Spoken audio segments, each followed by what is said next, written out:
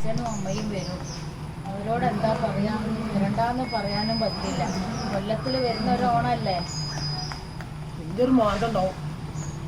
അമ്മേ, അപ്പുറത്തെ വീട്ടിൽ ആമിക്കൊക്കെ ഡ്രസ്സ് ഇല്ല. ഞങ്ങൾക്ക് എപ്പോഴാണ് അച്ഛൻ ഡ്രസ്സ് എടുക്കുന്നത്? മോളെ അച്ഛൻ്റെ അടുത്ത് പൈസ ഇല്ലാഞ്ഞിട്ടല്ലേ, എല്ലാ ഓണത്തിനും എടുത്തരലില്ലേ?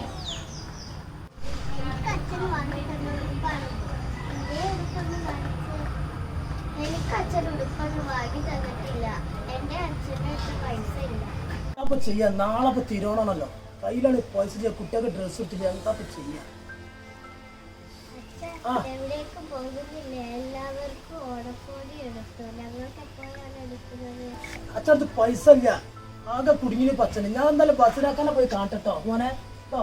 ഞാൻ മൂപ്പര് എന്തോ ഒരു പണി ഉണ്ടെന്ന് പറഞ്ഞു, ഞാൻ മൂപ്പരത്തുനിന്ന് പോയാട്ടോ. നിങ്ങളിങ്ങനെ ഇരുന്നാ മതിയോ? നാളെ തിരുവോണല്ലേ, കുട്ടിയൊക്കെ ഓണക്കോടി ഒക്കെ എടുക്കണ്ടേ? ഏതാ ഞാൻ ബസ്സിലാക്കാനെ പോയി കാണട്ടെ. ഒരു എന്തോ ഒരു പണി ഉണ്ടെന്നൊക്കെ പറഞ്ഞു.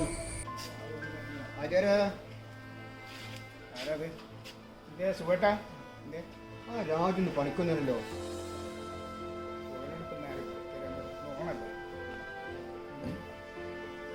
ഞാൻ എന്നാ ഒന്ന് കണ്ടോക്കട്ടെ, പോയോക്കട്ടെ. ഞാൻ അവിടെ പൈസ എടുത്തിട്ടാ.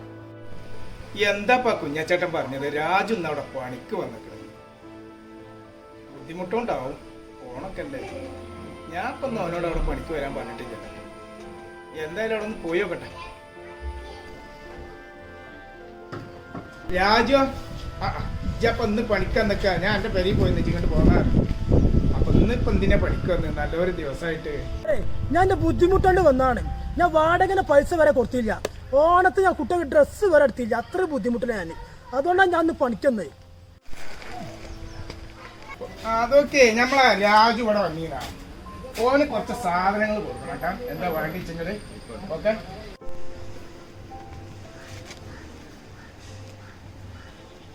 പാകാവഴിയൊന്നും നിനക്കറിയില്ല. ഇയങ്ങച്ച് മാറ്റിക്കൊണ്ട് ഓണം ഉസാറായിട്ട് കഴിച്ചോ. ഓണം പെരുന്നാളും വിഷൊക്കെ മനുഷ്യന്മാർക്കുള്ളത് തന്നെയാണ്. നമ്മള് ഉള്ളവന് ഇല്ലാത്തവനെ സഹായിക്കാനാണ് നബി പറഞ്ഞത്. അതുകൊണ്ട് ഇച്ച് ഒന്നുകൊണ്ട് ബേജാറാവല്ല കേട്ടാ. നമ്മളൊക്കെ മനുഷ്യന്മാരല്ലേ. എന്താപ്പത് ഈ ചങ്ങായി ഫോൺ എടുക്കണില്ലല്ലോ?